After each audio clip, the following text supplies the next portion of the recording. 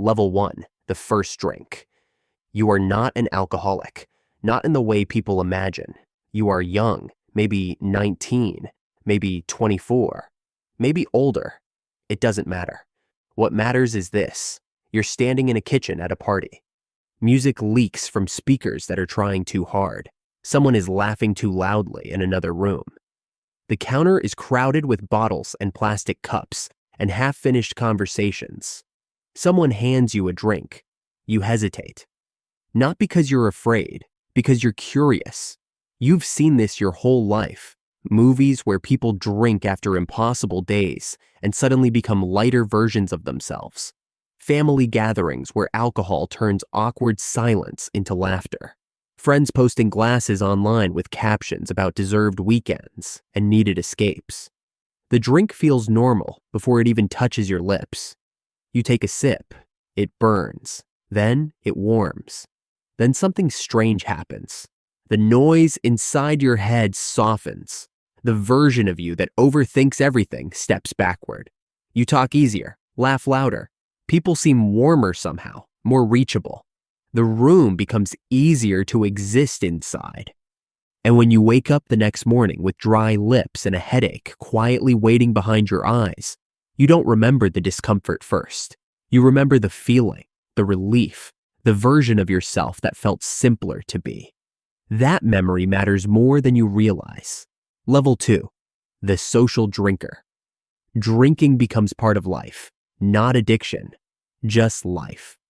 Friday nights, birthdays, weddings, a beer after work, wine at dinner, cocktails on vacations where everyone is trying to feel temporarily younger than they are. Nobody worries. If anything, refusing a drink creates more questions than accepting one. People raise glasses to celebrate, to survive breakups, to make strangers tolerable, to survive office parties and difficult relatives and conversations that would otherwise feel unbearable.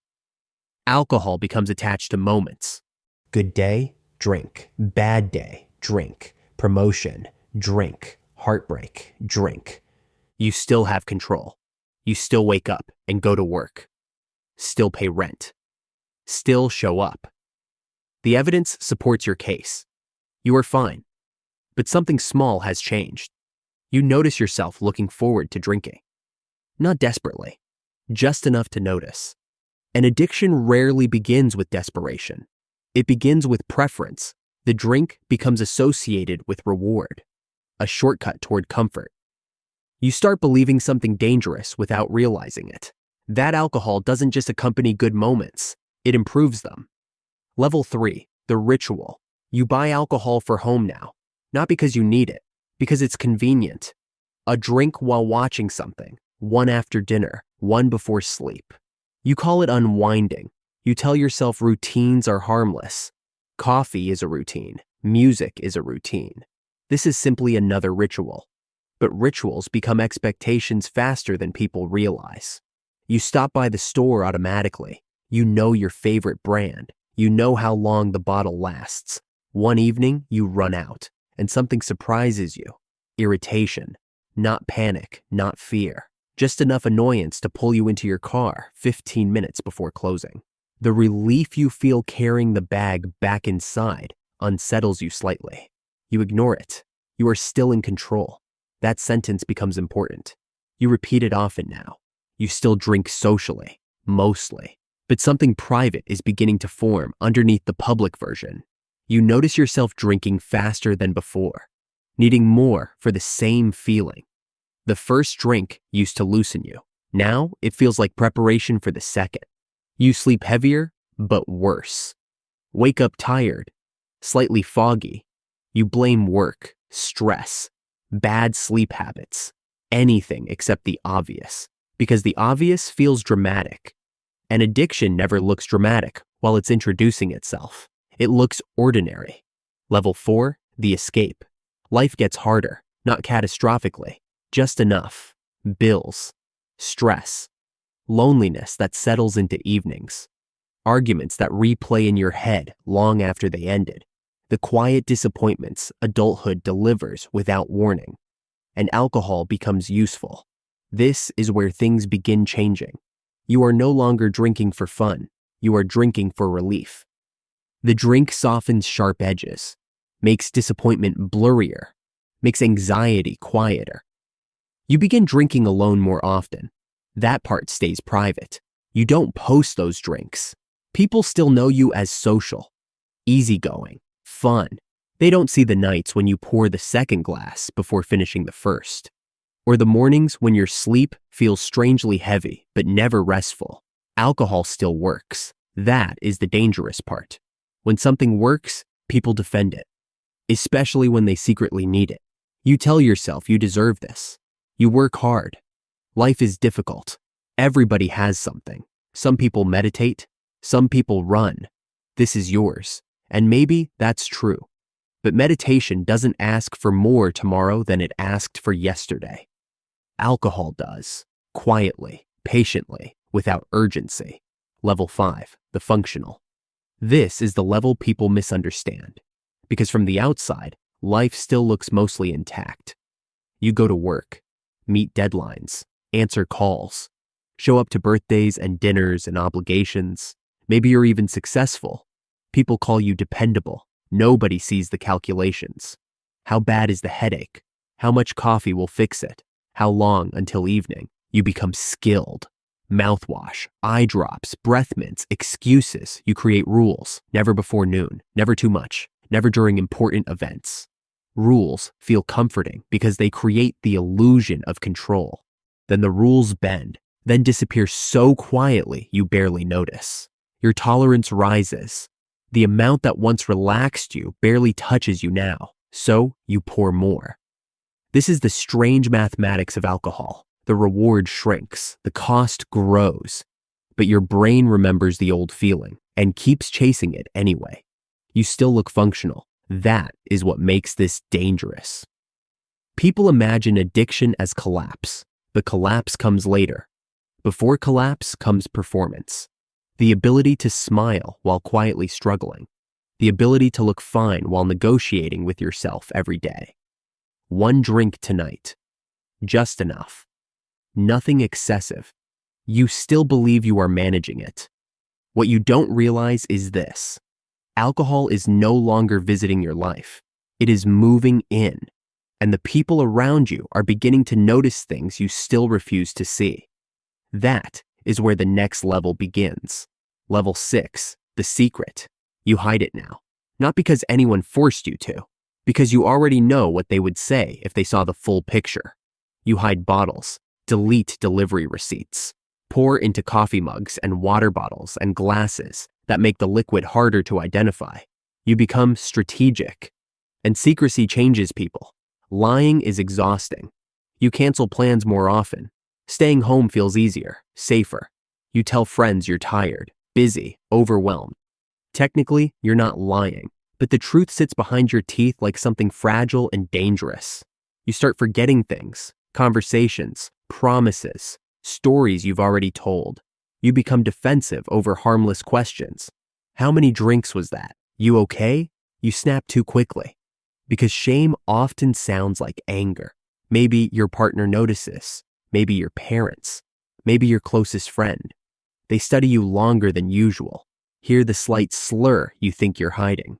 Notice your mood changing too fast. One evening, someone asks directly, "Are you drinking too much?" You hate the question immediately. Not because they're wrong, because they're close. You deny it. Maybe loudly, maybe calmly.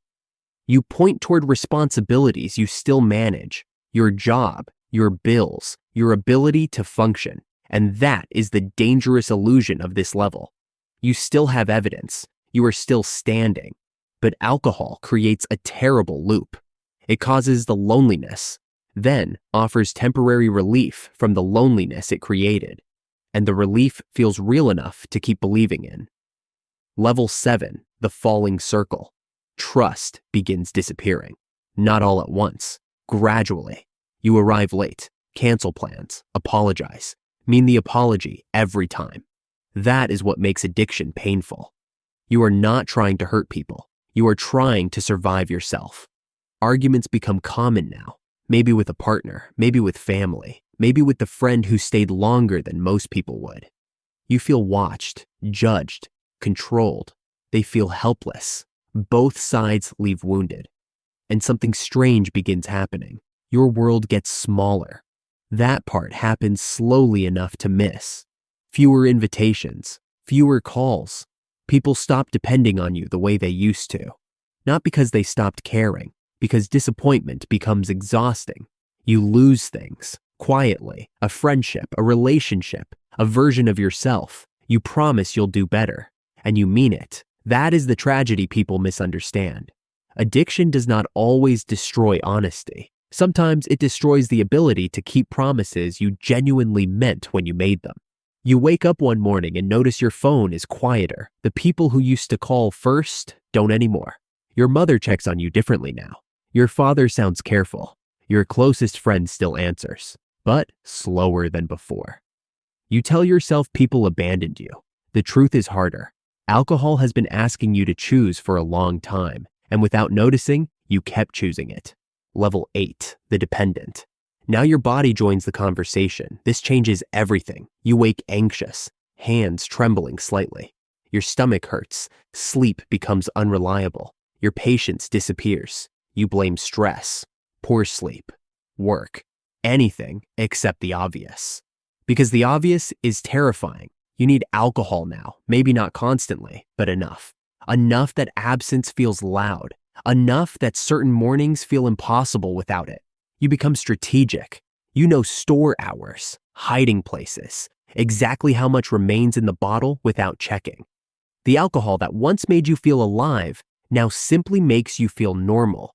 That is the cruelest transition. The pleasure is gone. Only maintenance remains. You tell yourself you'll cut back. Tomorrow, next week, after things calm down. But tomorrow keeps moving. And your body keeps adapting. The people who love you are exhausted, not because they stopped caring, because caring became painful. They watch you disappear in slow motion while still standing in front of them. Some leave. Some stay too long. Everyone gets hurt, including you, especially you. And somewhere beneath the excuses, you know this. You know the alcohol stopped helping a long time ago. But stopping feels harder than continuing. So you continue. Level 9, the collapse.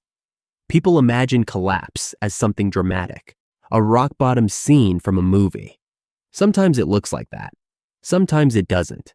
Maybe there was a hospital, a police stop, a job warning, a morning you cannot fully remember, or maybe collapse arrives quietly. You sit alone in an apartment that feels smaller than it used to. Unread messages, dirty dishes, empty bottles, and something inside you finally admits what your mouth refuses to say. This is not under control. You look around and try to remember when things changed. That question hurts because there is no single moment, no explosion, just erosion. Slow enough to ignore, fast enough to ruin things anyway. You think about the people who tried, the conversations you dismissed, the worried faces, the promises you made. You look in the mirror, your face looks different, older, tired. And suddenly, you remember the version of yourself who laughed at addiction. The version who said, "That could never be me." You think about the first drink, the harmless curiosity, the relief, the confidence, and something inside you breaks, not dramatically, softly. Because collapse rarely looks cinematic when you're living inside it. It looks like embarrassment, excuses, unpaid bills, and the terrifying realization that the thing helping you cope became the thing destroying what remained. Maybe you try to stop, 3 days, 5, a week, and then something hurts, stress, loneliness, guilt, and your nervous system reaches for the one language it still remembers. The drink waits patiently. It always does. Level 10, the stranger. Time passes differently here. Months, years, promises made and broken. Some people recover, some rebuild, some fight their way back toward themselves. Some never do, but almost everyone reaches the same terrifying moment. Recognition. You sit quietly one evening, maybe sober, maybe trying to be, and you think about the beginning, that first drink, the music, the laughter, the harmless curiosity. You remember how innocent it felt. And you realize something difficult. You were never chasing alcohol. Not really.